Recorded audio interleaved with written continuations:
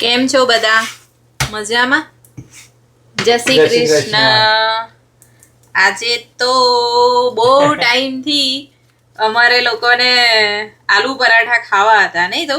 હા, અમારા સાસુ આલુ પરાઠા બહુ જ મસ્ત બનાવે. અમે લોકો ખાતા હતા ને, એ ગરમ ગરમ બનાવે.